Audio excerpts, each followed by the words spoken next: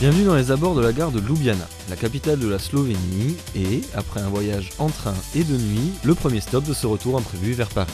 Vu que voilà, 3 jours, j'ai perdu mon porte-monnaie, mes papiers, et qu'il ne me reste plus que 50 € pour rentrer. 35 en fait, parce que cette fois j'ai payé mon billet. Donc hop, direction la sortie de la ville, à pied, par ce chemin, et c'est parti pour 48 heures de pouce levé, de passage en voiture sous des collines près de Milan, et à pied sous des tunnels pas très rassurants. Tout ça pour finalement passer la nuit dans un autogrill à essayer de dormir sur la terrasse de café la plus interdite de fumer. Et puis le jour revient, et les paysages se succèdent jusqu'au retour à sa nation. On avait oublié qu'on pouvait rester sans eau et pas très frais, sous le soleil d'été, planté 5 heures sur un rond-point de Mandelieu-la-Napoule, patrie de la compréhension, de l'entraide et de la farigouille. Et puis c'est l'arrivée à Montpellier, dans le sud de la France, patrie de l'amour, où l'on va enfin pouvoir, avec Margot, se poser un peu pour réfléchir à ce qu'est un retour. Bonjour. Bonjour. La dernière fois que je suis revenue de voyage, c'était il y a 2 ans maintenant. Je revenais de Chine, j'avais passé quelques mois. Et je voulais pas rentrer, je voulais pas. Donc une fois que j'étais rentrée, j'étais pas cool quoi. J'étais pas très cool, j'étais pas très sereine. Et je crois que la langue française m'a vraiment beaucoup énervée aussi. Ça m'a saoulée. D'entendre d'un coup, subitement parler français, partout. Alors que pendant 6 mois, ça parlait ou chinois ou anglais, ou alors d'autres langues, mais pas français, quoi. Voilà, le retour pour beaucoup c'est un problème. Parce que quelle que soit la durée du voyage, avec tout ce qu'on a vécu, tout ce qu'on a vu et tout ce qu'on a rencontré, la perspective du retour à une vie normale n'est pas très réjouissante. Et le premier signal, c'est la langue. Comprendre tout ce que les gens disent et bien connaître tout ce qui nous entoure. Ce qui nous amène à un autre problème. Je me souviens que quand je suis arrivée à Roissy, j'ai acheté le Canard enchaîné en me disant que ce serait une douce mise en bouche de ce qui s'était passé pendant tous ces mois-là, que j'allais voir un petit briefing. Puis j'ai commencé à voir tous ces noms. Je me souviens, il y avait une affaire avec 2 Vietjans à l'époque, un truc. J'ai vu son nom. Ça m'a agressé. Je trouvais ça pénible.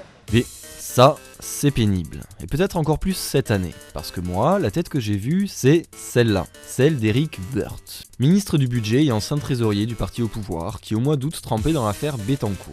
Une dame à la fortune avérée et à la sénilité soupçonnée dont l'UMP, parti politique de Nicolas Sarkozy, aurait profité pour financer ses campagnes. Et cette tête et cette affaire, elle faisait toutes les premières pages. Pénible donc le retour à la réalité. Non, ça a été chiant. Le retour, j'ai pas aimé. Celui-ci, je l'ai pas aimé. Il y a d'autres retours que j'ai bien aimé parce que le retour de Turquie, par exemple, je l'ai bien aimé. J'étais partie dans un mode vraiment voyage qui dure pas longtemps, enfin un voyage quoi. Alors qu'en Chine, il y a un moment donné où j'ai cru vraiment que j'allais m'y installer, jamais revenir, tu vois quoi, que c'était bon, c'était parti.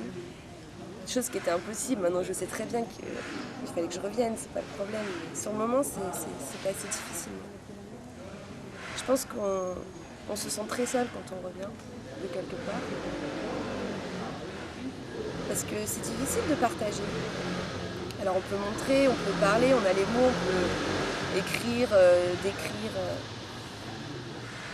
Mais en vrai, ce qui se passe quand on est en voyage, la manière qu'on a de le vivre, on se comprend un peu, je pense, entre personnes qui bougent. Je pense qu'on se comprend un peu. Bon, pour partager, j'ai fait tout ce que j'ai pu. Mais même si j'ai fait de mon mieux, admirer la beauté de la nature et l'inédit de ma métaphore, tout ce que j'ai pu montrer, c'est la partie émergée de l'iceberg. La petite. Et le reste, la grosse, il faut la vivre pour la connaître. Et tout ce que je peux vous conseiller, si vous ne l'avez déjà fait, c'est de partir la découvrir. Mais en attendant, bouclons la boucle et direction la dernière étape de ce voyage, Paris. En passant par l'imposant massif des morts et à bord, s'il vous plaît, d'autos finement décorés de roses plantées sur leur tableau de bord.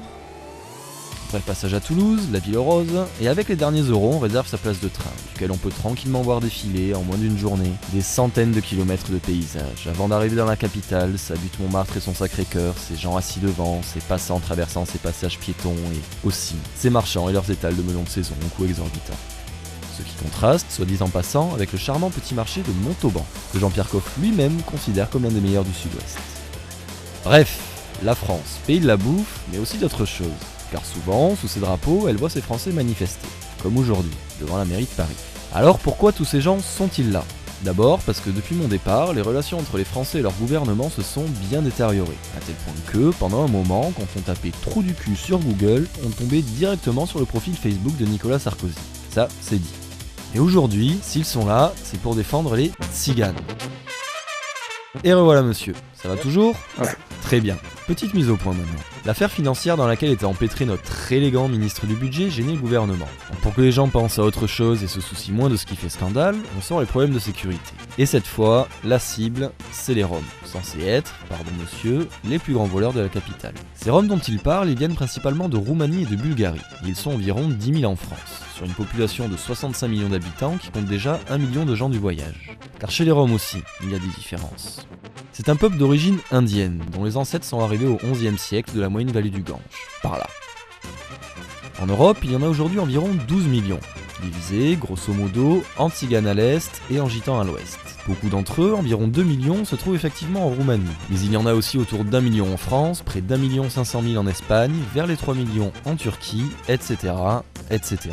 Et ils sont, contrairement à ce qu'on croit, sédentarisés pour la plupart.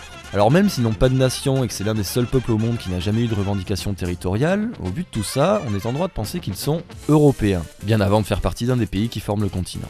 Mais voilà que fin juillet 2010, le bon président Nicolas Sarkozy, secondé par ses gentils ministres Brice Hortefeux et Éric Besson, décide l'organisation de rapatriement de Roms en Roumanie, déclenchant ainsi la polémique. Une jolie circulaire du ministère de l'Intérieur, diffusée le 5 août 2010, demande au préfet, je cite, d'engager une démarche systématique de démantèlement des camps illicites, en priorité ceux des Roms. Or, du point de vue du droit constitutionnel, le problème, c'est que le fait de nommer un peuple et d'en faire une priorité contrevient au principe de non-discrimination et aux directives européennes, garantissant la libre circulation des personnes et leur droit de séjour dans les pays membres. Et pour finir en beauté, elle est aussi contraire à ceci, la Convention européenne des droits de l'homme, qui interdit les discriminations fondées sur la nationalité, la race ou l'appartenance ethnique. Pas de nuance donc, quand on demande l'expulsion d'un peuple en particulier, c'est bien de la discrimination. Le monde est d'accord et il réagit. Le 27 août 2010, l'ONU demande à la France de garantir l'accès aux Roms à l'éducation, à la santé, au logement et autres infrastructures temporaires dans le respect du principe d'égalité, conformément à la loi Besson, Louis Besson, le gentil, du 5 juillet 2000. Et étant donné que la reconduite des Roms aux frontières est estimée à plus de 200 millions d'euros par an, on se demande pourquoi ce n'est pas l'option choisie. Mais la réponse se trouve peut-être du côté humain en fait, car comme l'a dit Pierre Desproges, il y a des tronches qui sont des aveux. Bref, le 9 septembre 2010, le Parlement européen adopte une résolution dans laquelle il presse la France de suspendre sur le champ ces expulsions et les relevés d'empreintes digitales des Roms. Et enfin, le 14 septembre 2010, Viviane Reding, la commissaire européenne à la justice, aux droits fondamentaux et à la citoyenneté, fait part de son intention de lancer 2 procédures d'infraction contre la politique de la France à l'égard des Roms. La charge sonne donc, mais la France est un état fort, et les poursuites au niveau de l'État ne seront sûrement pas engagées. D'ailleurs, 6 mois plus tard, plus personne ne parle ni des Roms, ni des scandales financiers. Mais du côté des gens, le mal est déjà fait. Et si tout le monde était dans la rue le 4 septembre 2010, c'était pour défendre les Roms. Et c'est aussi parce qu'en prenant ces mesures, le gouvernement a agi au nom du peuple français. Je suis citoyenne de ce pays et donc je me sens responsable de ce gouvernement et des lois qu'il promulgue. Et c'est en tant que responsable que je viens manifester. Je trouve ça absurde qu'on expulse les Roms en Roumanie parce que les Roms sont européens depuis 1000 ans, ils n'ont pas un pays d'attache, c'est juste de la désinformation, cultiver l'ignorance de dire ça, quoi. Voilà. C'est en tout cas essayer de faire croire aux gens que c'est le problème de la Roumanie alors que non, c'est un problème de toute l'Europe, d'un peuple, ça fait 1000 ans qu'ils sont européens, donc ça fait quand même suffisamment longtemps, et puis en plus pour moi ça ne veut rien dire ça, le temps de... Voilà, on est tous citoyens d'une même planète et voilà, c'est un petit peu porte ouverte de dire ça, mais ouais, ça... mais bon, voilà. Bon, effectivement, c'est peut-être une porte ouverte de dire ça. Mais ce dont ce nouveau voyage m'a encore une fois convaincu, c'est que les frontières ne veulent vraiment rien dire. Alors avec ce genre de politique, on voit bien que leur ouverture est très relative. Et le problème, c'est que plus que d'empêcher une immigration supposée massive et dite nocive, elle empêche tout simplement les gens de se rencontrer et de se connaître. Et ça, c'est vraiment nocif, même si depuis quelques années, il faut le dire, des progrès ont été faits. La chose que je trouve positive dans l'Europe, c'est le fait qu'on puisse circuler à l'intérieur de l'Europe de manière libre. Le problème, c'est que c'est une liberté à condition aujourd'hui, qu'il faut avoir un passeport européen, que pour un étranger en dehors de l'Union européenne, il faut payer 42 € de timbres fiscaux pour pouvoir venir en France, en plus de tout le reste.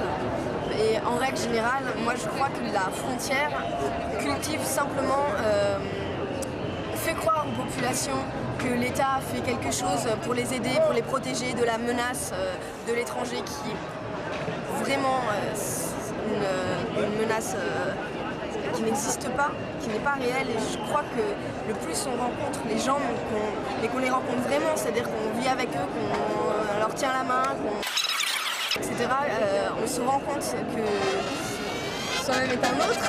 Alors finalement, qu'est-ce qu'un retour ? C'est d'abord revenir chez soi, revoir ses amis à Montpellier, Toulouse ou bien Paris. Mais pour moi, c'est aussi et surtout se rendre compte et assimiler tout ce qu'on a appris pendant son temps d'errance, trouver un moyen de l'écrire, de le décrire, de le partager. Et ce que j'ai appris durant ce long voyage, c'est que, comme vous aurez pu le voir dans tous les films qui ont été tournés cet été, les différences sont si minces qu'elles sont insignifiantes. Et que les frontières qui nous empêchent encore aujourd'hui d'aller les uns vers les autres sont aussi inutiles que les hymnes et les drapeaux qui les définissent. Soi-même est un autre, comme l'a dit notre manifestante, et l'autre est un moi. Ce qu'il faut se dire, c'est que nous semblons aussi différents aux autres qui nous le semblent, et que quand on va vers eux, qu'on leur tient la main, etc., on se rend vite compte que ce problème que le gouvernement français a eu avec les Roms montre bien celui de l'Europe d'aujourd'hui. Une Europe plus commerciale qu'humaine, représentée par des dirigeants qui recherchent l'intérêt de leur nation avant même celui des habitants de leur continent, et qui s'en prennent sans hésitation à un peuple de voyageurs sans terre, un peuple qui a choisi de s'appeler Rome parce que dans sa langue, ce mot veut dire humain. Alors on ferait bien de prendre exemple sur eux, peut-être pas sur leur mode de vie, peut-être pas non plus en automobile, d'accord, mais au moins dans la façon de voir les choses. En comprenant qu'en plaçant les États et leurs territoires au-dessus des hommes, on en oublie l'humain. Et que la seule chose qui importe, pour vivre ensemble et pour vivre mieux, c'est de voir l'autre quel qu'il soit et d'où qu'il vienne comme un autre moi, et de lui souhaiter la même chose que l'on se souhaite. Alors bon, même si grâce aux fiers représentants des nations, on est encore loin de l'unité entre les hommes, il faut se dire qu'on est quand même sur la bonne voie, et que sans l'effort pour aller vers l'autre, ce sera pas facile. Donc, à bientôt sur la route.